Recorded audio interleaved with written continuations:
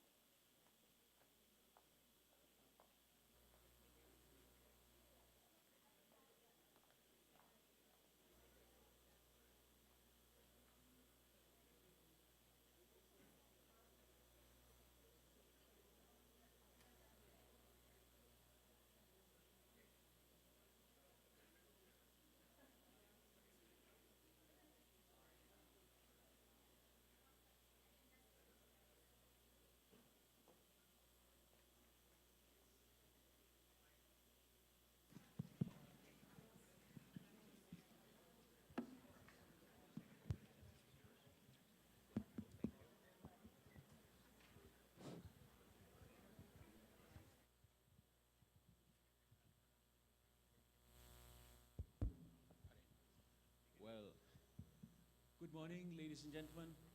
Welcome to the Academia Dialogue for the 14th Social Business Day. After the two exciting days that we've had for the SBD, I think this is a very fitting transition to a younger audience and an audience that is perhaps expecting to learn from the experience and from the insights of some very, very senior and very experienced people. As the slide doesn't say, this this this session is about academia and entrepreneurship. Now, there's perhaps some ambiguity in some people's minds about how does academia and entrepreneurship come together? I've heard this question from a lot of my own students, and I thought we'd start this session by unpacking the relationship between entrepreneurship and academia. So, with that, let me introduce to you this distinguished panel that we have today. First, right at the far end of this room is Emeritus Professor Dr. Abdulaziz Tajuddin, Vice Chancellor and President of Al-Bukhari International University in Alostar, Kedah, Malaysia, and my boss. And Dr. Tajuddin, of course, is his background is in medical physics, PhD from the University of Surrey, and a long and distinguished career in academia, including being Dean and Registrar for UPM, the University Science Malaysia, which is the leading science university in Malaysia, and then transitioning to Al-Bukhari and being really the architect of Al-Bukhari's trajectory as it has been in the past 5 years. Welcome, sir.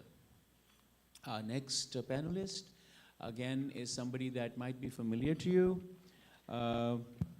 Mr. Rodmark Barriga, who is president of the Society for the Advancement of Professional Social Entrepreneurship, SAPSE. He's co-founder and current CEO of Palamigan Company. There's some claim to fashion expertise, marketing, strategy, and generally a creative approach to anything he does. So we're happy to welcome you, Mr. Barriga. Thank you very much. Right next to Mr. Barriga is my friend from many years, Mr. Erwin Lizarando, who I know as a dynamic force in building young people for impact entrepreneurship. He's, of course, these days, he's the Philippine Hub lead for the AGC Montreal Social Business Creation Program, which again is a very interesting program, which maybe we'll hear a little bit more about.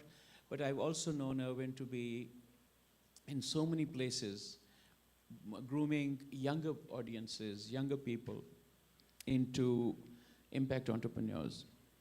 And we work together in some very interesting projects in Korea, in Thailand, in China. So welcome, Owen. Lovely to have you back. And of course, I saw you last week in Bangkok. Right next is Paula Mills. Everybody knows Paula, I think, because there's not been a person I've shaken hands with who has not met and been impressed by Paula's dynamism. As CEO of the Academy of Entrepreneurs in Australia, Paula actually paves the way for young people to enter the field of entrepreneurship. And of course, she'll tell you how she does it, but there is some magic because she's ended up doing almost 4,000 courses and toolkits on entrepreneurship, with a bulk of them directed at young people.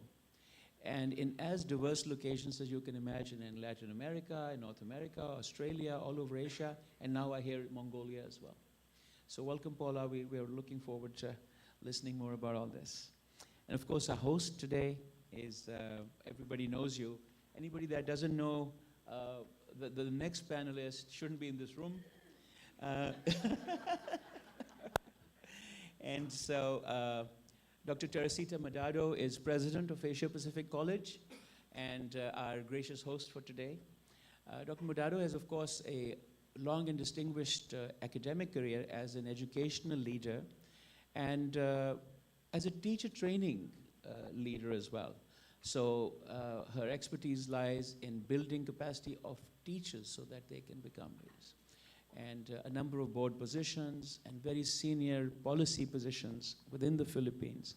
And now, of course, I think her biggest thing today is that we're here because of you. Thank you and welcome, Professor Madado. And of course, Alex Counts. Alex, of course, will correct my Bangla if I try it. Fluent Bangla speaker, friend of Bangladesh, and of course, rightfully proud of his association with Professor Yunus for 20 years more.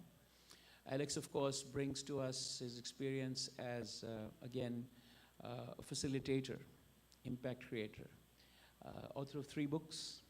But all of that aside, he's here because we trust his academic talents, because you're faculty at Johns Hopkins University now and have taught at the University of Maryland, among other places.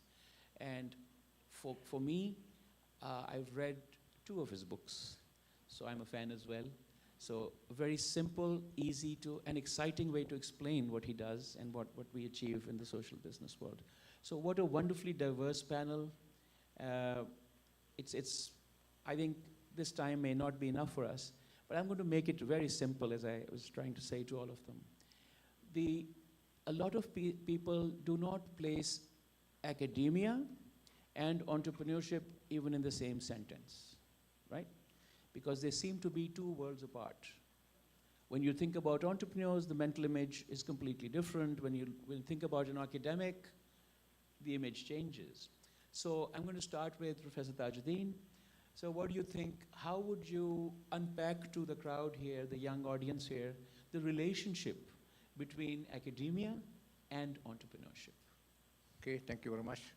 I think actually we cannot separate the 2. I think that's very, very important, especially for things that we want to train in the student. We really cannot separate between these 2 aspects. It is very, very important.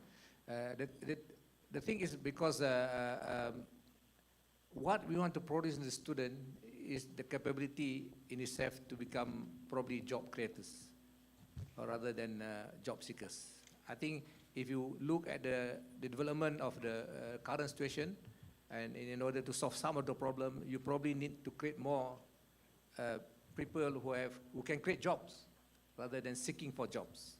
And in that method, the university should involve in trying to produce a student who are not only academically strong, but has the ability of the soft skills and the experience of what they call it, putting in entrepreneurship into the particular aspect. Or else you will become just ivory tower without having a success in the student. That is something that, because probably previously people are waiting to be workers rather than to be creators. I think the world has changed now, and many of the things with what we are doing, actually, we can produce a lot of that. I think it's very important that entrepreneurship should be.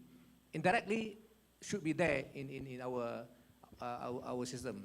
Okay, probably if I can put in what Al-Bukhari is trying to go now, my own university, because we know that we want to produce job creators rather than job seekers. Of course, they will work first with the experience, and we hope they will go back to their country and they will help to develop the country through creating jobs. This is where the 3 zeros come in. They will have helping others to reduce the unemployment, and hopefully go to zero. And of course, by getting them employment, their poverty level also will be taken care of. And of course, some of the things that we do, the element of using materials to do it in order to allay the zero carbon net emission can be there. Actually, this is what we train in our university in Al-Bukhari. The next stage for information, even for Prof. Yunus, what we're going to do now, the next strategic plan for the 5 years, we are going to produce 2U, 1I. 2 years in university, 1 year in industry. Because we wanted them to have that. And I'm lucky, or rather the university is lucky, because Al-Bukhari University, we have got Al-Bukhari group of companies. He has a lot, I think Prof. Yunus knows, he has a lot of companies. We do not have a problem of having partners. So this is where we wanted to do. In fact, the next phase in our movement, we are going to produce 2U, 1I graduates. In other words, yes, some people probably will follow Fowler to do straight away, but we need some academic elements in order to move forward. Okay, these are the things, because some of the people who are not graduating, so they need people who graduate to help them to be successful. So I have to put that in the mind of our student, that knowledge is very important, but how you get the experience, probably we approach it a different way. We're also doing a major minor, because we know that, for example, if you have a BBA major, minor in computing, because computing is very important now. Everything that you do, you need computing. And whatever you want to do, that element is there. For example, when we do the process to help the family in Baling, for example, where we adopt, when we wanted him to market the product online, then the ability in that aspect should be there. That is the other element. But currently what we are doing is all our courses, the student need to be exposed to industry. We have got from 3 months to 6 month internship in industry as compulsory across all our courses. Why? The importance of producing entrepreneurship, the experience to know how people do business face to face. So I think I will stop there first. So I think as a final remark, that I think the university have to do that way now, or else we will become an ivory tower that aloof from the current situation. Before I forget, the strategy that I'm taking also, 30% of our faculty members must be people from the industry. So we are not taking in now only the student that the lecturers that will talk from the book to the book. We are talking from the heart to the heart. This is much more important than if we just transfer from the book to the book. So that is to the extent of our involvement. Even our teacher training, we are trying to get the teachers now, for example, to have an experience with undocumented population in Malaysia, to expose them to help these minorities that are deprived of formal education because of their something that they did not ask for. So these are the things that is quite vital in that particular. Of course, when the 2U1I, the 1I, most of the lecturers are from the industry. So these are the things that we are doing. Excellent. So what we've figured out, guys, is that academia and entrepreneurship translates into applied knowledge. What you have to learn in class has to be applicable to what you do at work, in life, right? That's a great connection. Moving on to Alex, can we, same question, what's the connection? How do we unpack it from your perspective? Sure. During my latter years running Grameen Foundation, which I did in the United States for 18 years, some of my staff referred to my leadership style as professorial, and I'm not always sure it was a compliment. but especially from those who came from the corporate sector. But I took it in a positive way, and I started to investigate as I saw that era of my life ending to become an adjunct professor, which I did at University of Maryland, as you mentioned, and Johns Hopkins. And by the way, in a normal academic conference, someone like me, an adjunct professor who does a lot of teaching but does not publish a lot of papers without a PhD, not only wouldn't I be on stage, but I would be in the way, way back. So thank you for reversing things here and having me share some views. So I was learning how to teach, and one of my mentors is teaching asked me a question that always stuck in my mind, and he said, Alex, when you were learning to play basketball and baseball growing up, did you learn how to play it by listening to lectures about basketball and baseball? And I said, no, is there even such a thing as lectures about those sports? No, you went out and you got a baseball glove, or they gave you a ball, and you just played very badly, and then you got better.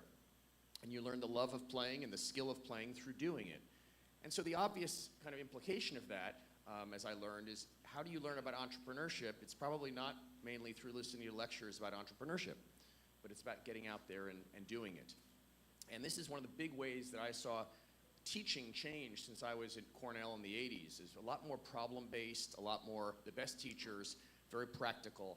Let me give you an example, a kind of a funny one. At the University of Maryland, somebody at the University of Maryland thought that the big innovation they were going to bring to there was that they were going to retrofit the bathrooms so that the toilets automatically flush. I guess the students were having problems flushing them or something. But the sensors that would do it were a little bit too sensitive. So normally when someone went into the stall, it would flush at least 3 times. When they entered the stall, when they exited the stall, and at least once while they were in the stall. So it became a joke among the students. They said, okay, how many flushes did you get? 4, 5, 3? And so one student said, this is a big waste. This is a waste of energy.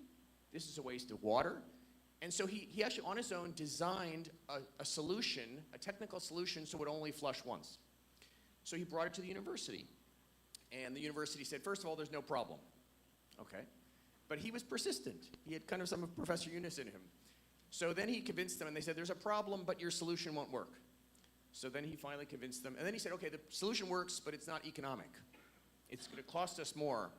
But it turned out he proved that the solution would save the university money and water and all of these things. Finally, he found a group in the university that I was affiliated with called the Do Good Institute. It's kind of like a Yunus Social Business Center at University of Maryland. And they gave him the full support. And finally, they changed the technology using something that he developed. And now the toilets at the University of Maryland only flush once. A big victory. And it got me thinking, especially the last 2 days. I was thinking, what's the lesson of that? And I'll just share this as a final thought. What if we assigned every graduate student and undergraduate as part of their learning to solve one problem at their university or in a neighboring area? And they would be graded on that. That would be part of their whole process. And rather than the university telling them to stop, the university would put their faculty at the full support of each student to solve the problem that they identified, not just to analyze the problem, but to solve it. And then, of course, there are all sorts of, you say, well, would they have to do it individually or in groups? How would you grade it? What if they took a simple problem as opposed to a complex problem? Anyway, but as Professor Yunus would say, those are details, but if you have the vision, you can work out the details. So that would be my vision, is to have that learning, and that it can then extend over time into addressing the world of 3 zeros and the new civilization. So let's hear from the other speakers. Great. Well, that's great. So, and you know what the solution was? They set up the stall door in such a way that it wouldn't unlock until you had flushed, and they replaced the sensor with the handle. So you can't get out until you push the handle. Now, how's that for a solution? So, you know, this is what students will come up with, as opposed to sometimes high-tech solutions that don't work. Sometimes very basic behavior change solutions work. And this is what learning is all about. Now, what I pick out from there is that solution-oriented learning is a cousin of entrepreneurship in academia. Thanks for that. Yeah, there's still a few students trapped in those stalls, though. That's the problem. That's the one problem, but we'll get them out. And they probably like it there now. Right, so jumping right over to Owen. Same question. How would you relate academia and entrepreneurship, and how would you unpack it for the audience? Okay, there's definitely a relationship between academia and, but I think the big difference is how you execute and how you actually design the program. Where I actually work, I totally remove the traditional way of how they teach entrepreneurship, because the way it's designed, I'm not sure if it's the same for other countries. The way it's designed by the higher education department is you go to 4 subjects: opportunity seeking, business implementation, and business planning. And I think students of entrepreneurship appreciate it more when you actually listen to them and why they are into the program, right? Because what's been happening, and I think it's been happening across other universities, I don't know at just what percentage, is most of the entrepreneurship students go to entrepreneurship, do the course. At the end of the day, you ask them, are you gonna pursue it? No. So why did you do it? Because at one point, I lost all my motivation trying to comply with all the requirements, right? And I said, those requirements are important, but I'm gonna simplify it for you, okay? So in that 3 stages, opportunity seeking, business plan, and business implementation, in our class, I facilitate it, I don't teach it. I facilitate it. At any point when we're doing and talking about your business and all of them, at one point we decide that you want to start. We'll start it. I don't care what stage you're in or what subject you're in. I care about what stage you're in. I don't care about what subject you're in. So you're not gonna, because they wait. I'm gonna do opportunity seeking, and they're waiting. It's like, oh, I thought, oh, this is a good plan. You had a good business plan. So what are we waiting for? Oh, because I'm gonna do it in implementation. Wait, time out. Why are you waiting? Right? You can verify your market, you can see the product market fit at this stage already. Don't wait. And there was a drastic change in the output that I got, simply because out of the 5 enterprises that I initially mentored, because it's a tiny school, 4 of them pursued it. And that one girl in sustainable fashion, right, scaled her business right away because her entrepreneurial, it's a gut feeling. It's like, I'm gonna do more for sustainable fashion. I'm gonna partner with these guys who organize pop-ups, but we're going to create a circularity into that system. Because for me, the pursuit of entrepreneurship isn't just about starting, managing, and scaling up. I keep telling them that's traditional entrepreneurship. But you should be aware of the kind of impact that you're creating. You should have a positive impact socially, you should have a positive impact environmentally. And they won't be able to start those businesses without the academic side of it. But the way you approach it and the way you implement it should definitely be different. Great, well, thanks. So basically what I hear is that for teachers, it's better to get out of the way of the students' learning rather than stand in the way and demotivate them, right? So as teachers, perhaps it's our job to keep the motivation up by enabling, by facilitating, by creating opportunities rather than telling them what can't be done. It should be get on and do it and let's see what can be done, right? That's a great explanation of academia and entrepreneurship. So what you're saying is we're weaving both together. Great. It's getting nicer and nicer. Over to Paula with the same question. How do you connect the two? And some examples, if you will. So I believe that entrepreneurship is a survival skill. Regardless if you are working for the Catholic Church, you become the president of the Philippines, president of APC, or you're running your business, your family business, or you apply for a job, wherever it is that you're going, entrepreneurship skill for our generation, Gen Zs and millennials, is non-negotiable. You need to problem solve, you need to collaborate, you need to pivot, you need to be resilient, and you need to innovate every single day.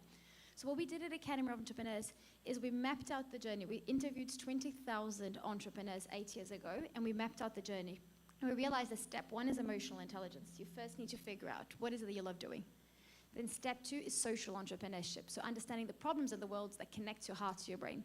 Then the following subject is ideation and validation, because ideas are not enough, right? So we need to validate them. Then the following subject is marketing and branding, for you to create the marketing and branding of yourself as a founder, as a leader, but also of your business. Then following that, we have a subject called how to fail and not die. Literally, that's the name of the subject. And that's the reality of us being entrepreneurs, as leaders. And then we went all the way to pitching to investors to scale the business. It's 12 subjects. And what we realized is, so according to the Australian law, if you're offering a diploma of business, which in our case is a diploma of business and entrepreneurship, it needs to contain 12 subjects. So instead of teaching 12 subjects, 6 subjects and 6 subjects, we're like, why don't we make every subject 3 weeks long? And it's the same number of hours, same assessment at the end, semi-learned outcome. So we then split the subjects into 3-week sprints. Then what we did is we realized, because I'm in the space of entrepreneurship, we teach in 137 countries. We have 30 million students. So not all of my students come with a business idea. A few of them dream of becoming an entrepreneur. So we realized that 50% of our students potentially were better off as intrapreneurs, so innovating inside a business. So what we do is every second subject, the student chooses, are they going to work? And by the way, we don't call them student, we call them legends from day one. We tell the legend, this subject or term, in Australia it's called term, do you want it to be on your business or do you want to participate in a hackathon? So next week, we're starting a hackathon with the Ministry of Tourism in Mongolia, where our students around the world, through the marketing subject, they're going to build a marketing campaign to elevate the marketing presence of Mongolia at a global level. We work to the Marriott Hotel and innovating the check-in experience with Allianz on the user experience of the app integration between the systems that they have for insurances.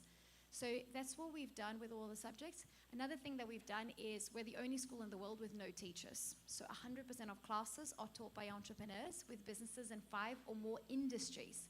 Because what we realized is when we were bringing an entrepreneur that was like a celebrity chef, they would just be talking about food. The one about fashion, just fashion. And that was limiting our students' potential. Or we saw the whole class suddenly becoming a fashion class or a hospitality class, and that also wasn't good.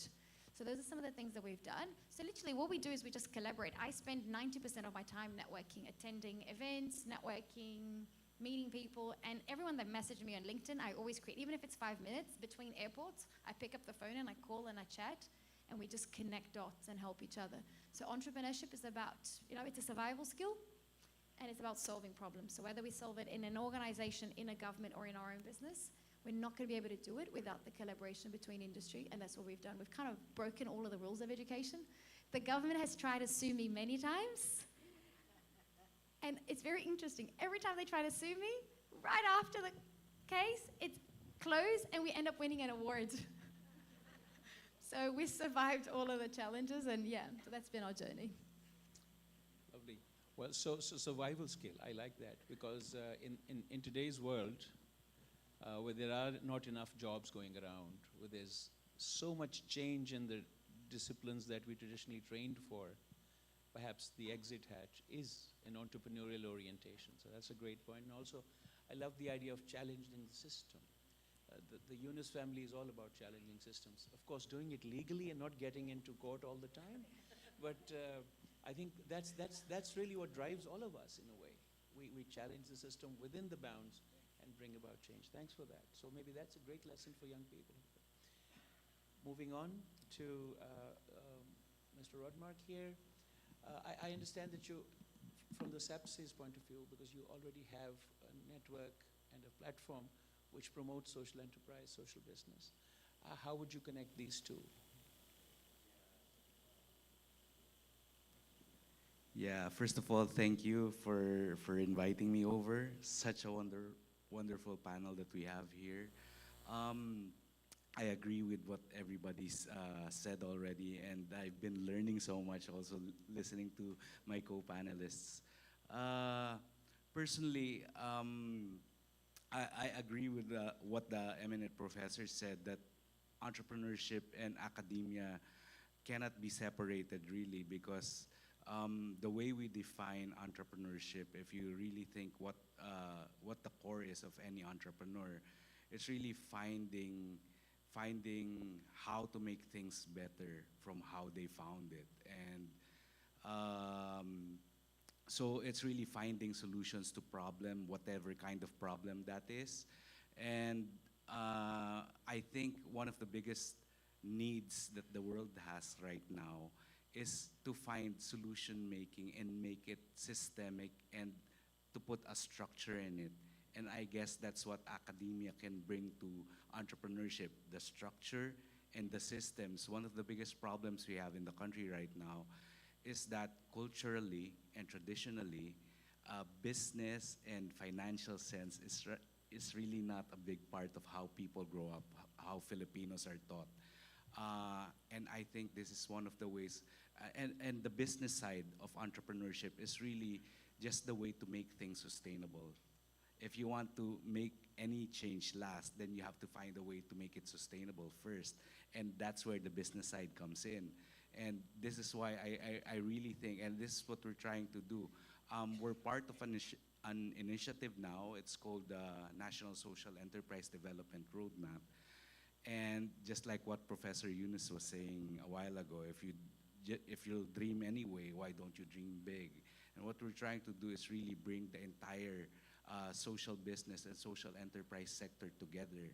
Because one of the things when we did the research before we initiated the initiative was that one of the biggest problems of the sector in the country is that first, nobody really understands what social entrepreneurship is, even the social entrepreneurs themselves. Second, everybody is working in silos. So there are many duplication of efforts, and there are many resources that are not being maximized and utilized properly. So we're in year one now. We try to identify all the stakeholders, and one of the biggest stakeholder, of course, is academia. And currently, we're happy to announce that we've so far have invited more than 50 institutions, academic institutions, to join the initiative. And the thing that they want to do is really push the social entrepreneurship and social business and social innovation idea in the academic sector, and to really start teaching it even in the primary level, not just in the tertiary or graduate school level. So I guess, again, to go back to my first idea, you cannot separate, and I agree with everybody, you cannot separate entrepreneurship from academia. Academia provides the structure and the systems that will help sustain entrepreneurship, and entrepreneurship gives the spark that the students might need to find solutions to the problems of the world, basically. Right. Thanks for that. One thing that I sort of stuck out was the students are studying because there is an expectation from society that anybody entering the job market or anybody entering a certain skill sector will have an academic background, a credential, a degree, a certificate or diploma. So I think the way we have rigged the system is also perhaps less appreciative of the practical learning elements that all of you have very rightly pointed out to our students. So I'm sure the students are wondering that there's an expectation for academic achievement. At the same time, there is an expectation for professional learning. So we are going to come back to that in the next round. So I'll give it a think as we go to Dr. Madado for the same question. This is like, we're trying to approach the same question from 6 different expert perspectives. So I hope it's building a lot of texture for you, because it is for me. Please carry on. Hi, good morning again. And I may forget that the reason that APC has been chosen to become the site for this particular event is because of Paula. Okay, so I wanted to thank Paula. From the very beginning, this was her idea. In the many meetings that we've had, Paula immediately at one point in time, I have this big idea. And this is the big idea of Paula, so thank you very much. And of course, I wanted to thank, I should have thanked earlier, the gentleman from Negros Women for Tomorrow Foundation who came all the way one day here. And this is Andy. Where are you, Andy? Hi, yeah. Yes. There he is. And of course, Andy's with Raymond Serios, who's right there at the back. Okay. So thank you very much for this big idea. And yeah, it is a big idea. Entrepreneurship is really a big idea. And at APC, I believe there's a little twist in that, in what entrepreneurship is all about. We don't have a course called entrepreneurship, okay? But I can sum it up in three things, in 3 words. Entrepreneurship in APC is a vision of the founder, okay? It is also execution, which is the academic side. And the third would be, it's about inspiration, okay? I think everybody knows that we were founded by the SM, and this is the SM legacy. And to tell you, I'll tell you a bit of a story which explains everything about what this vision is all about. When Mr. C started SM, Shoemart, that was Shoemart then, we called it Shoemart, all right? The reason that he built Shoemart is because he found out, okay, he was a retailer of shoes, but one day he found out that our armed forces of the Philippines did not have the right boots, all right? They were tattered, they were really, really dirty and stuff. And he said, I will sell cheap, very cheap shoes to the armed forces of the Philippines because they deserve it, because they serve our country. And that is really what started the entire gamut, the conglomerate of SM right now. It is about the shoes for the Philippine National Army. What kind of entrepreneurship is that? That is social entrepreneurship. That's the beginning of APC. That person who has actually given us that vision, visionary, that vision that whatever you do in an academic institution, it's going to redound to helping others. Okay. The next is about, I told you about execution. All right. Execution is not only academic. Execution is about looking at where we're at right now, that big conglomerate that helps people, and also, in a small scale, the kind of teaching that we do. As a matter of fact, we don't teach anymore, all right? That's what it is. The secret is, all right, we always collaborate. So you had mentioned a while ago, problem-based learning, project-based learning, capstone, producing products, embedding laboratories that are the heart of new ideas, the heart of startups, all of that. This is, the auditorium right now is just a minuscule part of the entire APC as a laboratory for practice. That is execution. And lastly, and we should never forget, it's really about inspiration. And I don't mean the inspiration that our founders gave us. It's the inspiration now that we keep getting from our own graduates after 33 years of Asia Pacific College. Our graduates are entrepreneurs. We never trained them to be, but because of vision and structure, they became entrepreneurs. But there are 2 types of entrepreneurs in APC. One is that they have their own business, and some of them dedicate their business to those who need work. And the other entrepreneur is that they are hired by companies, but they invent different ways of doing things. And that makes jobs possible. So right now, my belief is that entrepreneurship is embedded. It is a way of life in APC. We are not explicitly saying that we have those courses. We have not explicitly said that we practice because of entrepreneurship, but because I think we live it. Thank you. Well, so I think the lesson from that wonderful explanation, and I'm fascinated by the SM group's journey. I think I have to read up on that a little bit more. Is that it has to be embedded. The value system must drive the outcomes, right? So that's great. I also feel that entrepreneurship is all about meeting a need, added with a desire to serve. I think that's a really very nice definition, I thought. Brings it all so well together. But now here's the tough part now.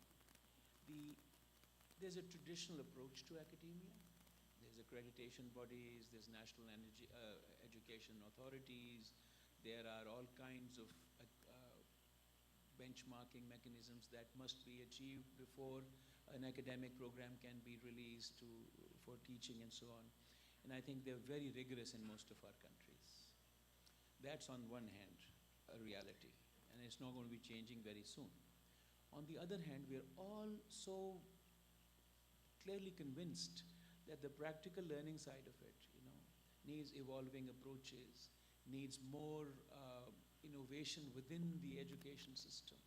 So as educators and as practitioners, how do we connect these two seemingly opposing poles?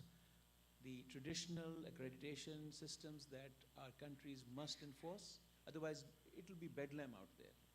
And this desire for constant evolution, innovation, and service-based or evidence-based learning that we all say we need and our students require. Maybe, shall we follow the same?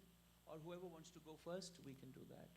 Or maybe I can go back to Professor Tajuddin, if that's okay.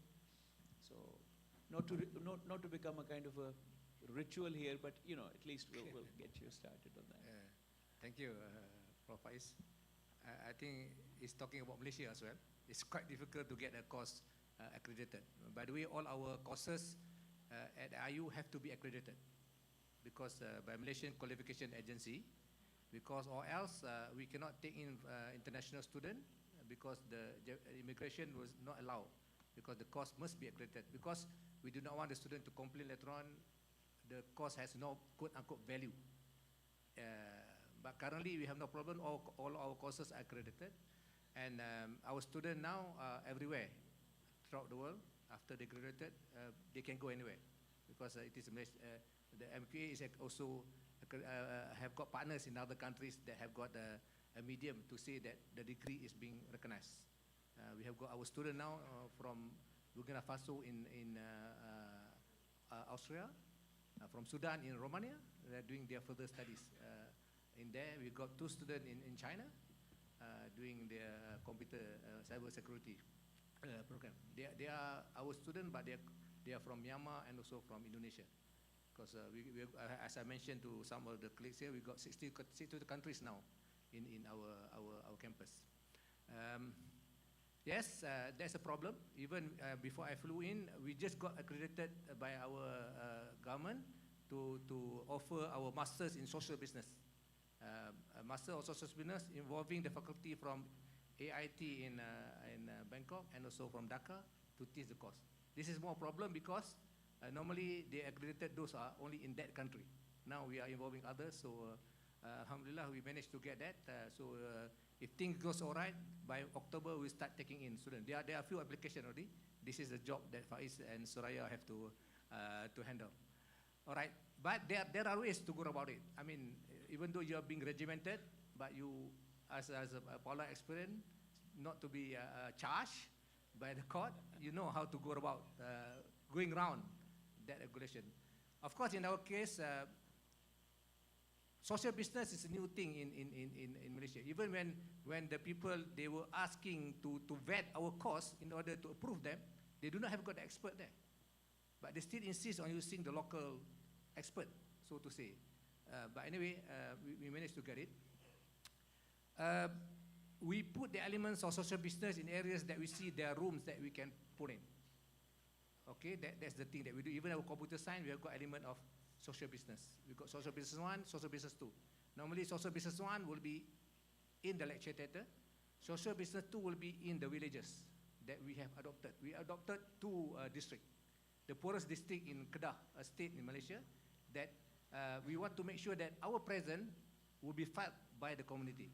I think it's important for university to see that your presence must benefit the community. If not, I think you again ivory tower without any, you enjoy yourself without actually giving the profit to others.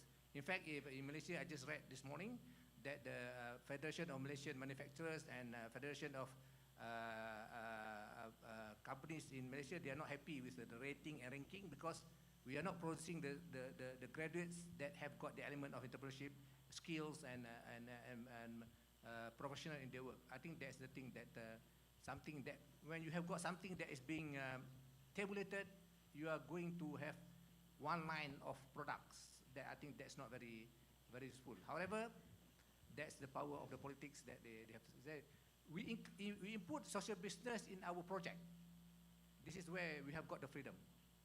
The project is that we ensure that all the project that the students do, be it in education, be it in business, be it in computer, they have to do it having the element of social business. This is where, because they didn't, our agency didn't qualify, say what you must do in the project. The project is a project, the freedom is given there. So this is how you do it.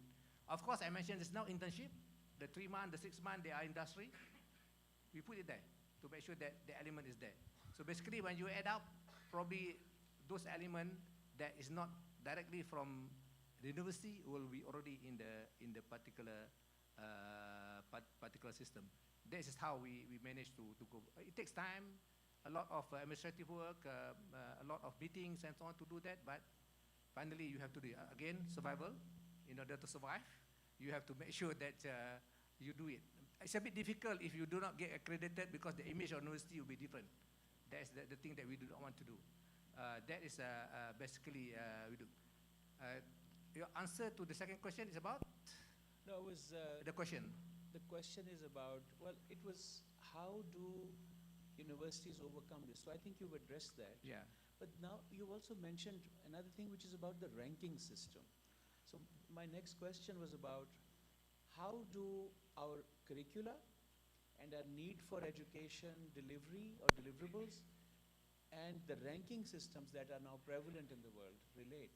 Because one thing that we always run up against is parents saying, I'm going to pay for so much for my kid's education, where is your university ranked? And to me, that again is a very interesting diversion that somehow has been created.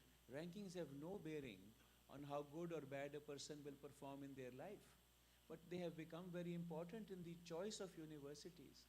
And there is no indication, as far as I can tell, that there is any relationship between excellence in a university and how they are ranked in a particular category, like the SDGs, for instance. Yeah. So that was going to come later, but I'll pose it to you Probably, again, yeah. so that when I come back to you, you can have a. I already answered the question.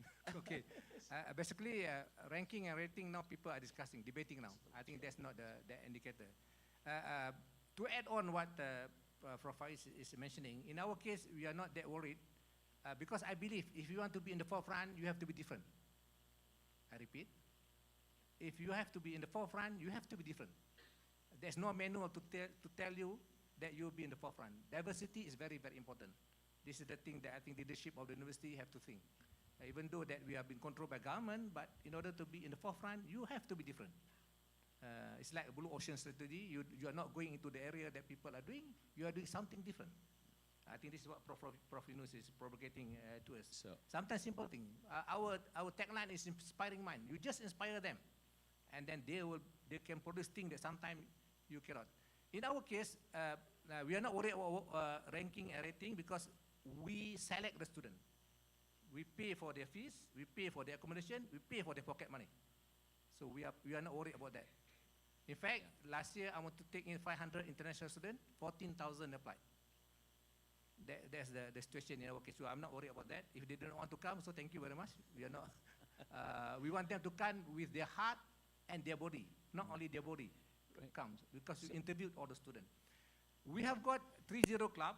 3-0 club, we extend to the extent that their products are marketable. We are training them from now. But we have got that capability because our campus is a fully boarded campus. Even the person staying outside the fence of the campus, they have to stay inside. Because we practice what we call it 8-hour rule. 8 hours for yourself. You have a rest from 11:30 to early in the morning. Lecture is 8:30 to 5:30. That's your study. I call it study-life balance.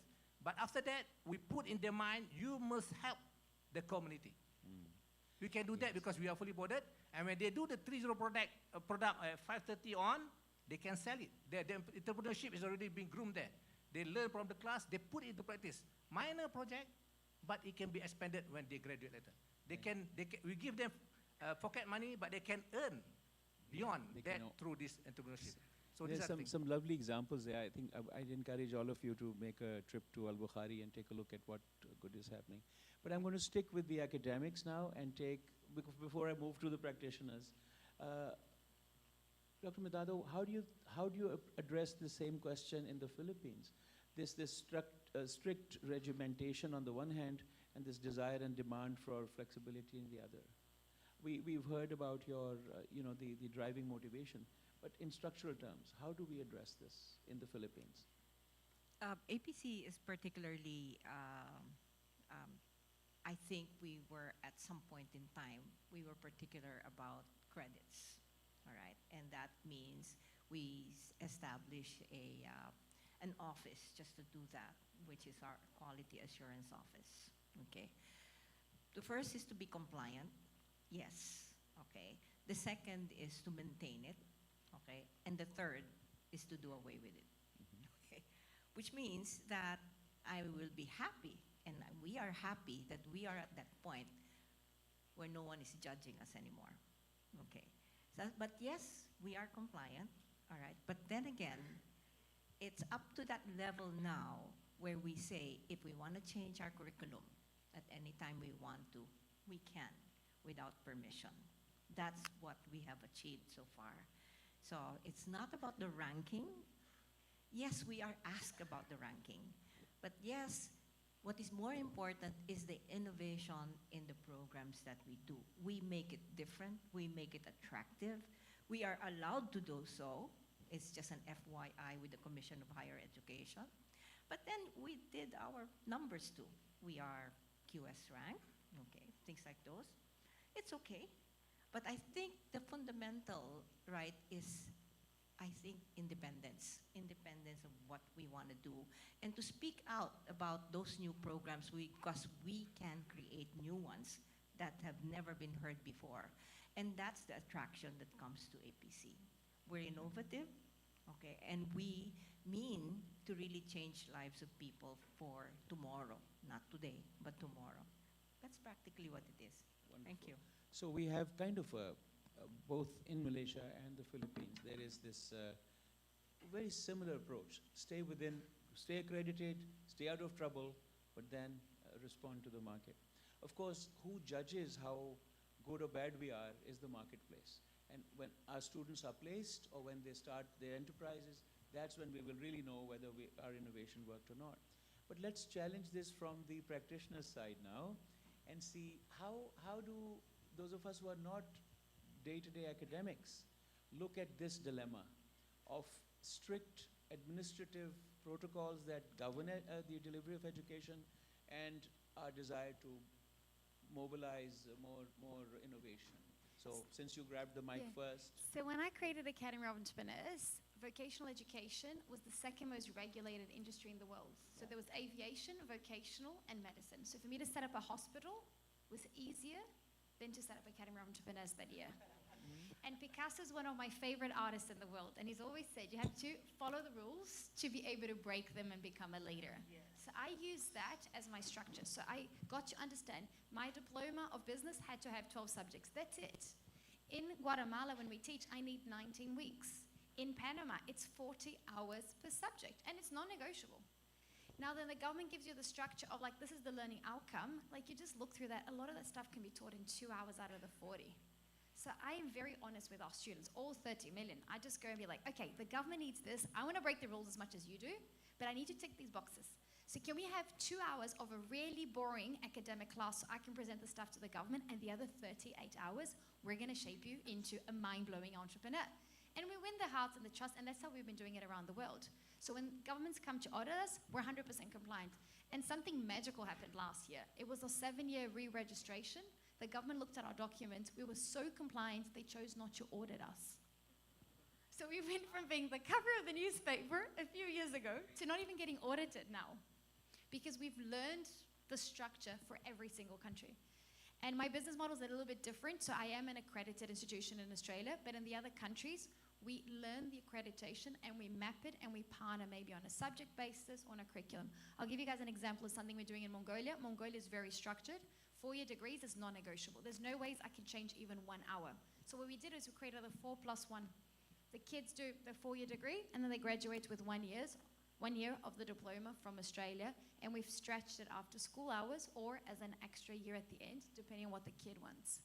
So follow the rules and then you can break them. The interesting thing about this discussion is, and I hope it's pulling some attention from our audience who are young and who probably don't understand how much we struggle as educators to get this innovation across to the classrooms. So thanks for that.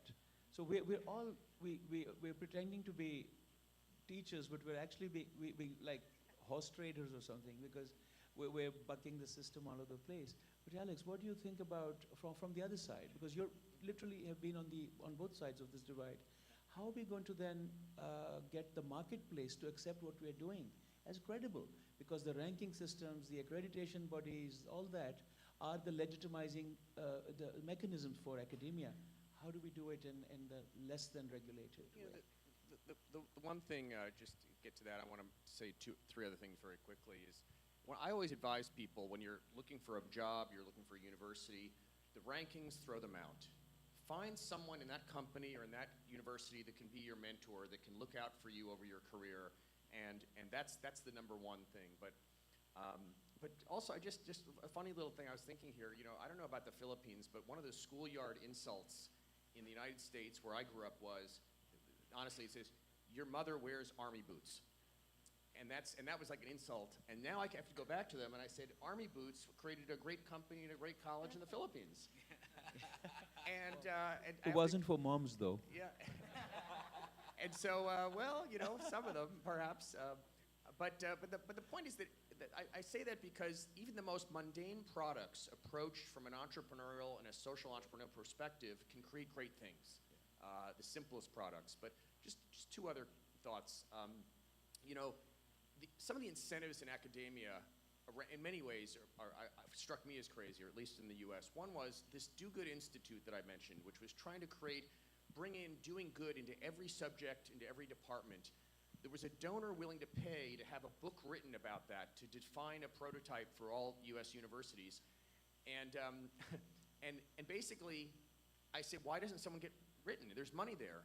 Turned out that by writing a book, not for an academic journal, but for the popular press, for a general readership, would not help someone get tenure 1 bit.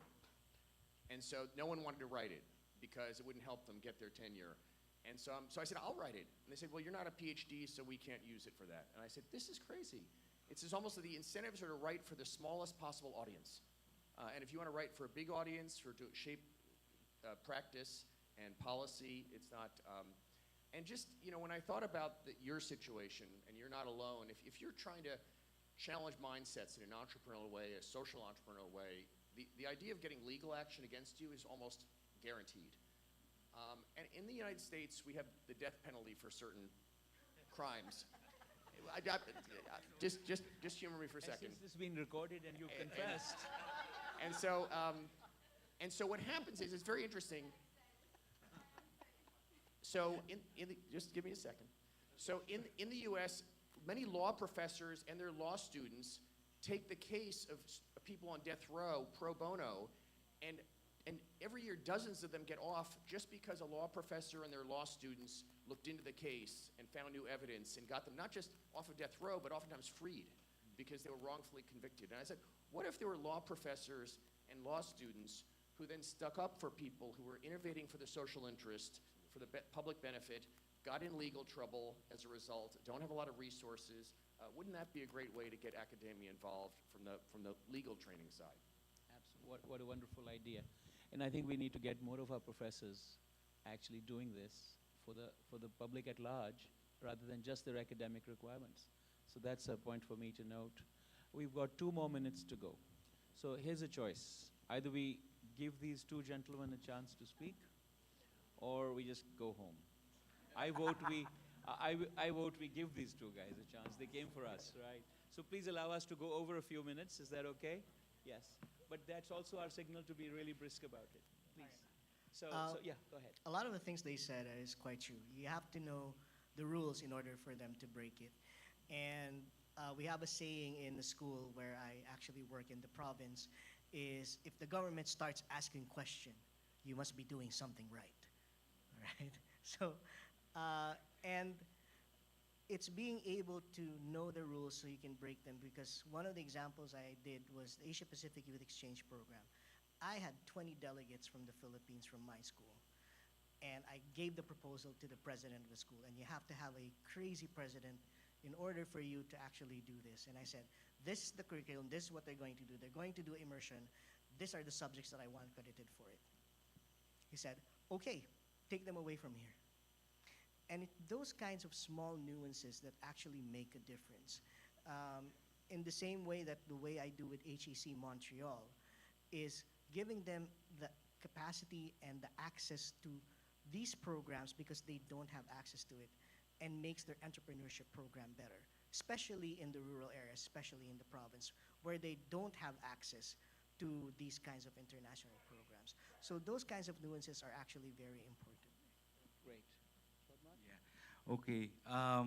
Quickly, I'll just try to answer from the context of what we're trying to do and hopefully bring the conversation to a close also. One of the things that we often experienced when we were just starting the initiative was just that people were sort of laughing at us for trying to do it. And we found out that one of the most difficult things in trying to bring so many established organizations together and so many big personalities together is that, of course, everybody comes with their own agenda and egos and their own baggage. But one of the things that we found out was that collaboration is embedded in academia because the fastest subsector that we were able to organize were the schools. And as a proof, they're actually now starting to register themselves as a real association. There's more than 50 organizations now, more than 50 schools, and we're hoping to grow that. But one of the things they're doing is that they were honest enough to know that because a lot of them agreed that they wanted to have some sort of social entrepreneurship course, whether that's in high school or in college or in grad school, but they were honest enough to admit that they had very little knowledge, they had very little material about social entrepreneurship. And now that because they joined the movement, they are now exposed to the cooperatives and the social entrepreneurs themselves, and the conglomerates are there, and government agencies are there, and now everybody's starting to talk to each other and to see how to address the needs. The schools are going to start programs now, such as the study tours, wherein they'll take the students to the cooperatives and to see how they interact with communities and members and farmers, and they get to talk with social entrepreneurs to see how they're doing their businesses, how they're creating impacts in the different communities that they work with. So in a way, I guess what we're trying to see now is that really it's collaboration. It's really all about collaboration. Once everybody gets a seat at the table, then everything seems to go faster. And we're hoping that this initiative will only grow. And again, thank you very much to everybody. Well, thank you for summarizing that very well. Three things have kind of percolated from this as we close. One is that there has to be a will. Each of these examples that we have seen is of university administrations, faculty, as well as other major constituencies exhibiting that desire to break out. And that leads to the second observation. If you know the rules, you're able to use them to your advantage. Not to break them, but to take advantage of any loopholes, if you may, for a want of a better term, exist. So one must be aware of the rules. And the third thing that I think does percolate through all this is that there is this driving need for entrepreneurship education now. Everywhere I've been, every class I go to, every university I speak with, seems to find this to be the hot topic to teach. To the point that the demand is now driving certain rules to be changed, as Professor Tajuddin has said, as you're saying. So values and drive, knowing the rules, and then being able to create or respond to the high demand that we have seems to be the lessons of this panel. For the young audience that we have today, this is a signal for you to jump on this and take advantage of this, because tomorrow's world is a world of entrepreneurs. We know that. There are just not enough jobs going to be around. And even if there are jobs, the diminishing jobs that we have will be in areas that we are not formally training people for. So here is our window to learn that there are no jobs for anybody unless we create our own jobs. So I hope that's a message that's been loudly and clearly articulated by our panel. And I'd like to thank each one of you, ladies and gentlemen, for making this time. And thank you very much for coming. Thank you so much. So are we supposed to sit here for the next panel, or should we just get going? Okay. Group photo with sir? So are we right, okay.